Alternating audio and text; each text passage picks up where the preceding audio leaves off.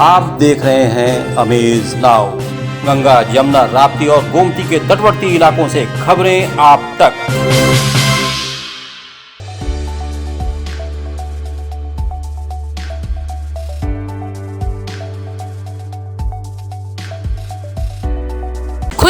खुल गया चटक मटक रेस्टोरेंट। आधुनिक सुविधाओं से युक्त वाईफाई और वातानुकूलित चटक मटक रेस्टोरेंट।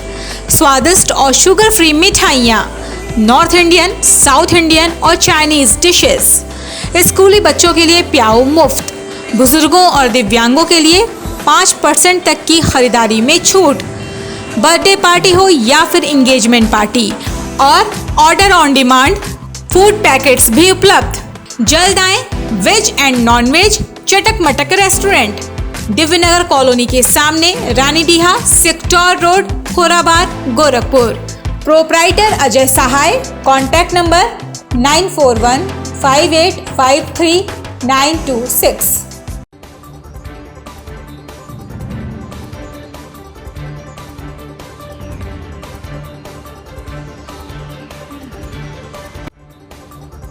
नमस्कार, मैं हूं अरविंद श्रीवास्तव। आप देख रहे हैं अमेज नाउ का खास कार्यक्रम देश विदेश। दोस्तों, इस समय पूरी दुनिया दो भागों में बटी है। जैसा कि आप भी जानते हैं, लड़ाई हालांकि एशिया महाद्वीप में नहीं है, लेकिन बहुत दूर भी नहीं है। रूस और यूक्रेन के बीच की जो लड़ाई है, वो सिर्फ दो पक्षों की, दो देशों की लड़ाई न होकर एक दो समुदायों की लड़ाई कहा जा सकता है। किसी मामले में कभी आपने देखा होगा कि कभी रूस एग्रेसिव हो जा रहा है, और कई बार ऐसा भी देखने को मिला है कि बहुत सी छोटा सा यूक्रेन जैसा छोटा सा देश, कमजोर देश, जिसे नाटो और अमेरिका की पूरी ताकत मिली हुई है, वो एग्रेसिव होता है। कैसे? लेकिन हमें इससे फर्क नहीं पड़ता। फर्क कहाँ पड़ता है? आज हमारी परिचर्चा का यही विषय है। तो इसके लिए आज हमने आमंत्रित कर रखा है गोरखपुर विश्वविद्यालय के पूर्व विभागाध्यक्ष प्रोफेसर हरिशरण जी। तो आइए हम उनकी ओर मुखातिब होते हैं। दोस्तों, जैसे कि हमने पहले भी बताया कि विश्व समुदाय दो भागों में सीधे सीधे इस समय बटा हुआ है। एक रूस की तरफ देख रहा है, दूसरा यूक्रेन की तरफ। हालांकि इस लड़ाई के 6 महीने से अधिक का समय होने जा रहा है, और इसी पर हम आज चर्चा के लिए गोरखपुर विश्वविद्यालय के पूर्व विभागाध्यक्ष रक्षा अध्ययन विभाग से प्रोफेसर हरिशरण जी को हमने बुला रखा है, आमंत्रित कर रखा है अपने स्टूडियो में। डॉक्टर साहब, बहुत बहुत स्वागत है आपका हमारे। बहुत बहुत धन्यवाद आपको। बात फिर घूम फिर के वही है जो हम लोगों ने 6 महीने पहले बात की थी थोड़ी बहुत। युद्ध थमा नहीं है, क्या आसार है? देखिए, किसी भी युद्ध को हम शुरू तो कर सकते हैं, देश शुरू कर देते हैं विभिन्न परिस्थितियों को देखते हुए। बहुत सी मजबूरियां होती हैं जिसके नाते युद्ध शुरू हो जाते हैं, लेकिन समाप्त करने को उनका कोई नियंत्रण नहीं रह जाता है जी। क्योंकि अगर इस समय रूस चाहे कि हम युद्ध समाप्त कर दें तो यूक्रेन नहीं रुकेगा, यूक्रेन चाहे कि हम युद्ध समाप्त कर दें तो रूस नहीं रुकेगा। तो ऐसी परिस्थिति में बहुत मुश्किल हो जाता है। अब ये एक निर्णायक बिंदु पर जब पहुंचेंगे कि जब दोनों पक्ष इस बात से सहमत हो जाएंगे कि अब हमको इस युद्ध से अलग हो जाना चाहिए, या इस युद्ध पर रोक लगाना चाहिए, या समाप्त कर देना चाहिए, तभी उस परिस्थिति में ये युद्ध समाप्त होगा। तो डॉक्टर साहब, अभी क्या कारण हो सकते हैं जिनकी वजह से दोनों पक्ष इस बात को समझने को तैयार नहीं है? देखिए, ऐसा है, ये है दो महाशक्तियों में लड़ाई जी। एक घोषित सुपर पावर है अमेरिका जी, और उसके यूरोप के सभी मित्र देश हैं, जिसमें नाटो के भी सभी देश हैं, और दूसरा जो है सो रूस है, जो पहले सुपर पावर होता था और अब एक बड़ी शक्ति के रूप में है जी। तो यूरेशिया का एक बहुत बड़ा शक्ति है रूस। टेक्नोलॉजी और सैनिक संसाधनों में रूस एक शक्तिशाली देश है विश्व का। आर्थिक रूप से वो शक्तिशाली नहीं है जैसा कि अमेरिका है, लेकिन रूस जो है सैनिक रूप से अमेरिका या अमेरिकी पक्ष से कहीं भी बहुत नीचे नहीं है, सैनिक या रणनीतिक क्षेत्र में। तो ऐसी स्थिति में युद्ध को जबरदस्ती समाप्त करवा पाने की स्थिति में अमेरिकी पक्ष भी नहीं है, नाटो भी नहीं है, यूरोपीय यूनियन के सदस्य देश भी नहीं है, और उधर रूस अपनी पूरी मर्जी के हिसाब से कि उसने ही युद्ध शुरू किया था और वो अपने पूरे मर्जी के हिसाब से युद्ध को आगे बढ़ा रहा है और पीछे हटने में वो उसकी कोई दिलचस्पी अभी दिखाई नहीं दे रही। तो ये कहा जा सकता है कि सीधे तौर पे भी कहा जा सकता है कि अमेरिका ने ही युद्ध को शुरू कराया है और बैकअप भी, फीडबैक भी दे रहा है। अगर अमेरिका और पश्चिमी मित्र देशों का सहयोग यूक्रेन को न रहता और वो पीछे हट जाते या कहते कि भाई देखो इसमें हम आपकी कोई मदद नहीं कर पाएंगे, तो ये युद्ध शुरू ही नहीं। बिल्कुल ठीक बात। लेकिन कभी कभी देखा जाता है कि अक्सर कई बार तो इस दरमियान ये देखा गया है कि रूस अग्रेसिव रहा है। कई बार ऐसा हुआ है कि पलटवार करते हुए यूक्रेन बड़ा अग्रेसिव दिखाई दिया है। असल में देखिए, जब कोई भी लड़ाई लंबी चलती है जी, तो उसमें आपको दोनों पक्षों में कभी कभी दिखेगा कि एक पक्ष ज्यादा एग्रेशन में है और दूसरा पक्ष थोड़ा ढीला है। ठीक है, जब जब अमेरिकी सामानों की सप्लाई पर्याप्त मात्रा में यूक्रेन को होता है तो उसके बाद उसकी आक्रामकता में तेजी आ जाती है। लेकिन जब थोड़ी सप्लाई में किसी तरह की कमी रहती है या कोई अड़चन रहता है तो उस समय वो डिफेंसिव बचाव की मुद्रा में रहते हैं।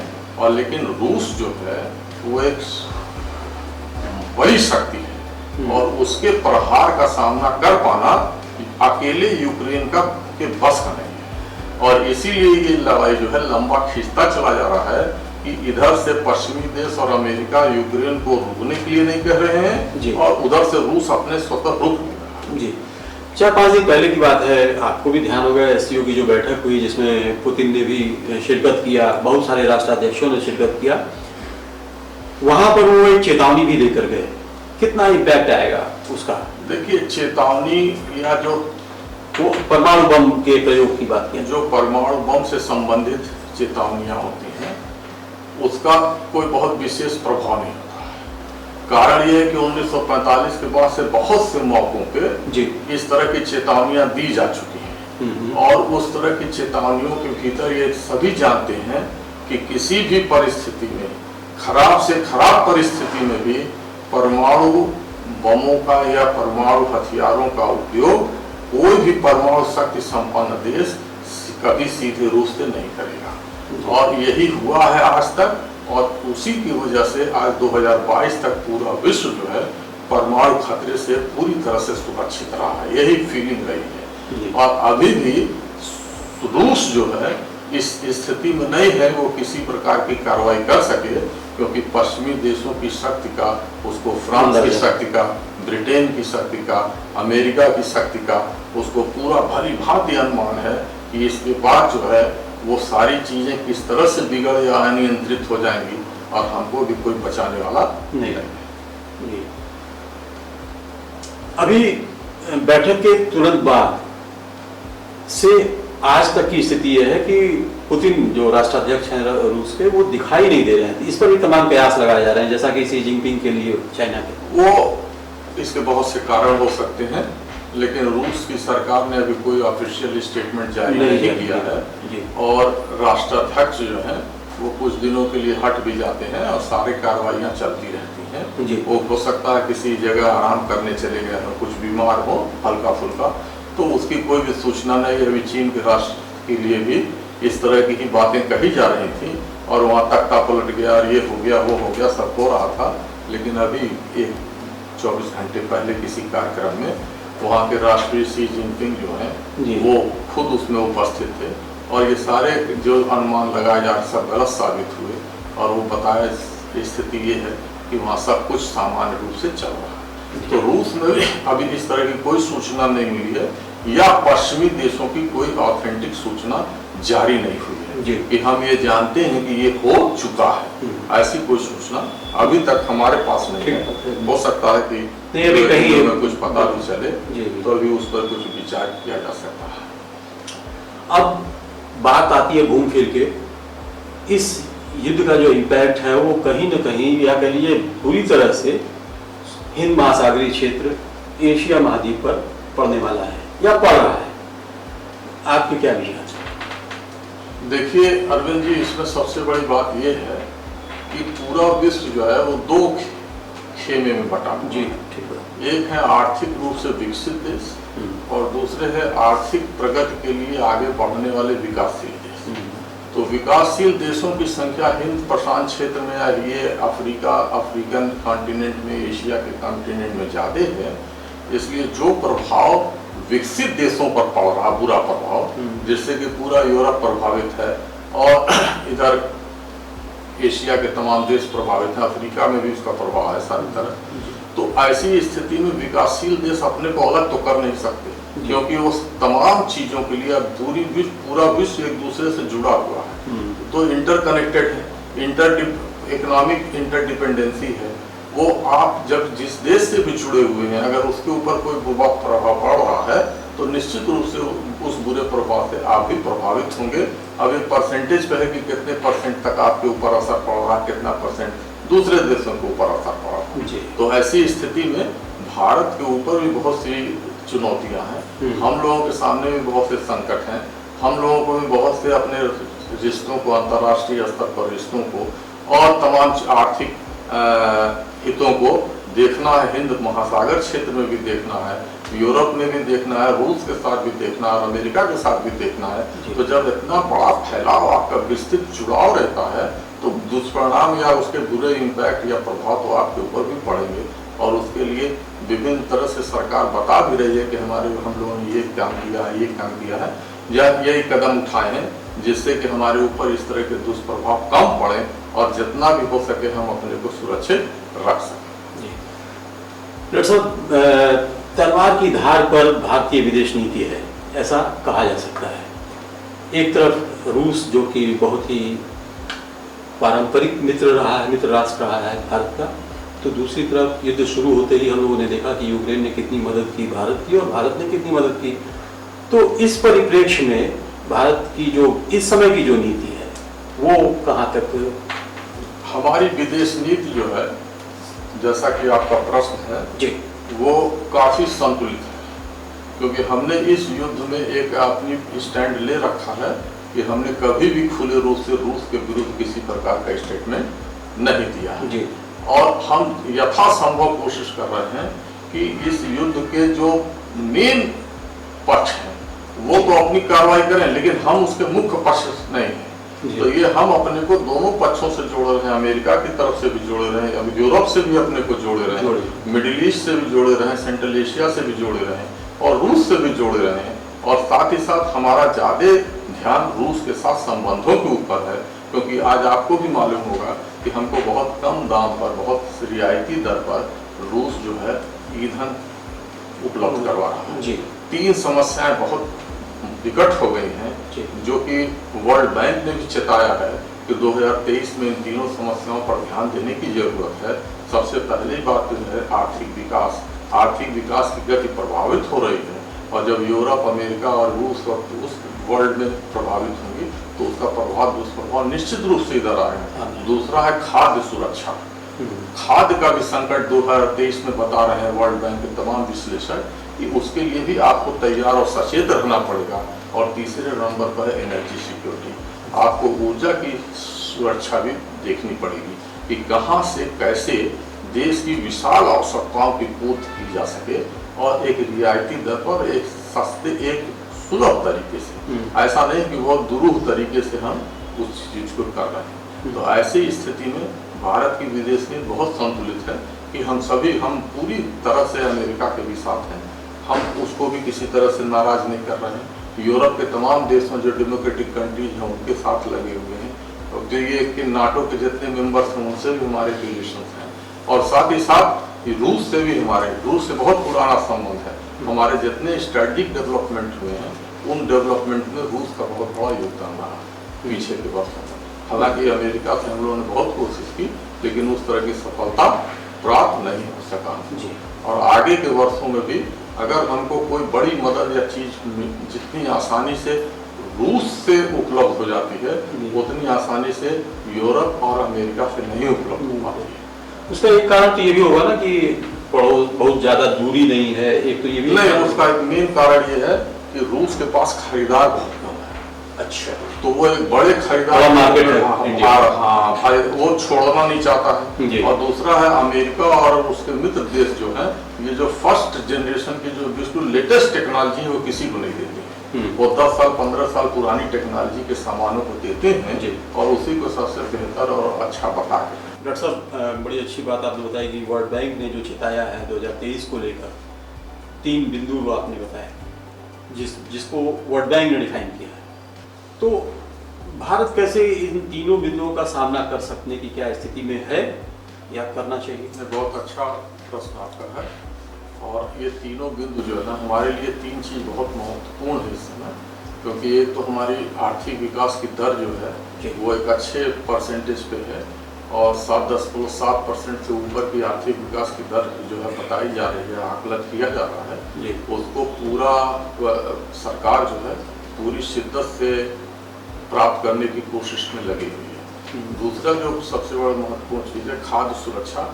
हमारी जनसंख्या बहुत ज़्यादा है और तमाम खाद्य की योजनाएं जो हैं प्रधानमंत्री रिलीफ प्रोग्राम के तहत ये कोविड के बाद से दी भी जा रही हैं। तो ऐसे में हमने बहुत से कदम भी भारत सरकार ने उठाए, बहुत समय से उठाए हैं कि जो हम एक्सपोर्ट कर रहे थे, दूसरे देशों को दे रहे थे, उन सब पर विभिन्न प्रकार से बंद किया गया, नियंत्रित किया गया और आगे भी नियंत्रित और बंद किया जाएगा। उस पर सरकार के पूरा अभियान है। और तीसरा जो है एनर्जी सिक्योरिटी की जो बात है जी, ये तो काफी नेचुरल रिसोर्सेज के बहुत बड़ा इंपोर्ट हम करते हैं, बाहर से लाते हैं, तो उसका एक बहुत बड़ा भाग बहुत अच्छे रियायती दर पे, और उसमें कुछ पेमेंट वगैरह में भी डॉलर में नहीं करना होगा, रुपए वगैरह में करना होगा। भारत सरकार कोशिश कर रही है कि इस तरह से कदम उठाए जाएं जिससे कि हमको ऐसे जगहों से तेल हम प्रोक्योर कर सकें जिसमें रूस एक प्रमुख स्रोत के रूप में इधर सामने आया है। और अपना मिडिल ईस्ट आसपास के इधर के सब देश हैं, यहाँ अमेरिका से भी तेल आया है और आ रहा है आगे। तो ऐसी स्थिति में तेल ऊर्जा संकट की भी हम सामना कर सकते हैं। हम आपको याद दिलाएं, जिस समय युद्ध शुरू हुआ तो सबसे बड़ी परेशानी का कारण यही था कि पेट्रोलियम पदार्थ महंगे हो जाएंगे और इतने महंगे हो जाएंगे कि आम आदमी की पहुंच से बाहर। वो आपकी बात सही है, वो शुरू का आकलन होता है, लेकिन जो बेस देश होते हैं बेचने वाले, वो अगर इस समय किसी सौदेबाजी की स्थिति में नहीं, जैसे रूस है, वो चाहता है कि हमारे जो यूरोप की ईस्टर्न यूरोप की तरफ का जो प्रतिबंध हमने लगाया है देशों को, या यूरोप के देशों को जो प्रतिबंध लगाया है, तो सम्मान उसका कच्चा तेल और गैस रुक रहा है, तो उसको किसी तरह से दूसरे देशों में खपाया जाए। तो ऐसी स्थिति में वो बहुत डिस्काउंट करके और चीज करके, तो वो चीजें उस समय ऐसी लग रही थी कि बहुत पहुंच से बाहर हो जाएंगी, लेकिन उनकी कमियों की वजह से या उनके पॉलिसी की वजह से अब काफी अभी कल ही जो है वो $85 से भी नीचे का तेल क्रूड आ गया है। तो ऐसे में निश्चित रूप से हम बहुत बड़े तनाव में नहीं है और ऐसी स्थिति में है कि हम अपने देश की स्थिति को देखते हुए और सारी आपूर्ति को पूरा कर सकें। डॉक्टर साहब, फिर बात घूम के आती है कि हमारी जो विदेश नीति है वो सफल हुई इस दौरान। विदेश नीति तो देखिए, सफलता और असफलता का आकलन नहीं करना, ठीक है। सबसे ये होती है जो हमारे राष्ट्रीय हित है जी, उनकी हम पूर्ति कर रहे हैं कि नहीं। हमारी विदेश नीति उस तरह की है कि जो हमारी जो राष्ट्रीय हित हैं उनकी पूर्ति कर सके, जो पूरे विश्व से जुड़े हुए। तो ऐसी स्थिति में आज के समय में जो भी आप देखेंगे तो आपको लगेगा कि सफलता की तरफ है और किसी प्रकार की कोई बहुत चिंता की जरूरत नहीं है। हाँ, ये जरूर है कि अगर कोई भी बड़ी समस्या दूसरे देशों को आएगी तो उसका आंच या उसका इफेक्ट निश्चित रूप से हम पर भी आएगा, क्योंकि पूरा विश्व एक दूसरे से जुड़ा हुआ है, कोई किसी से अलग नहीं है। युद्ध जरूर कहीं दूसरे जगह हो रहा है जिसमें हमारे सामने कोई उस तरह की चैलेंज नहीं है, लेकिन बहुत से ऐसे चैलेंज हैं जो अप्रत्यक्ष रूप से हमको सामना करना पड़ रहा है और अगर स्थितियां बिगड़ेंगी तो ये चीजें और भी कठिन होंगी। जी डॉक्टर साहब, हम बहुत आभारी हैं, बहुत आभारी हैं। आपने बहुत महत्वपूर्ण बातें संक्षेप में हमारे दर्शकों का जो कह लीजिए कि जो असमंजस की स्थिति रही है उसको कुछ हद तक आपने दूर किया है और इसके लिए हम एक बार फिर से आपका बहुत बहुत धन्यवाद। बहुत बहुत धन्यवाद, आपको भी बहुत बहुत धन्यवाद हमको इस टॉक के लिए बुलाने के लिए। तो दर्शकों, आपने देखा, आपने सुना, ये थे गोरखपुर विश्वविद्यालय के पूर्व विभागाध्यक्ष प्रोफेसर हरिशरण जी, जिन्होंने 32-34 साल गोरखपुर विश्वविद्यालय में ही अध्यापन का कार्य किया और एक लंबा चौड़ा अनुभव है उनके पास। हिंद महासागर उनका विषय वस्तु रहा है, उनकी डॉक्टरी उसी पर है। हिंद महासागर क्षेत्र में जो अशांति और कभी शांति दिखती है। तो बहुत लंबा चौड़ा अनुभव, और उन्होंने खास तौर पर हिंदुस्तान के लोगों के लिए किस तरीके से इस युद्ध काल में बाहर निकलने की जो वर्ल्ड बैंक ने जो नीति सुझाई है उसे इन्होंने डिटो किया है और आगे बढ़ने की राह बताई है। तो हम बहुत बहुत आभारी एक बार फिर से प्रोफेसर हरिशरण जी के हैं। और इसी के साथ हम आज का सफर यही समाप्त करते हैं। फिर हम किसी खास मुद्दे पर आपके सामने होंगे। तब तक के लिए हमें दीजिए इजाजत। नमस्कार।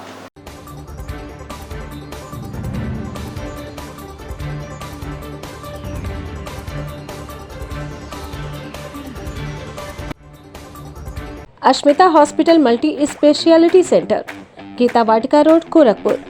प्रसूति स्त्री इनफर्टिलिटी रोग विभाग, नवजात शिशु बाल रोग विभाग, हड्डी एवं जोड़ रोग विभाग, जनरल एवं लैप्रोस्कोपी सर्जरी विभाग, गंभीर एवं अति गंभीर रोगी विभाग, विशेषज्ञ चिकित्सक द्वारा इमरजेंसी सेवा 24 घंटे उपलब्ध।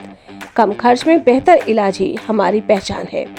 अपॉइंटमेंट हेतु संपर्क करें 9838463555। आधुनिक सुविधाओं से सुसज्जित OT, emergency, ICU ward, NICU ward, general और प्राइवेट वार्ड उपलब्ध। हमारा पता है अश्मिता हॉस्पिटल, पादरी बाजार चौक से 500 मीटर पश्चिम, गीता वाटिका रोड, गोरखपुर।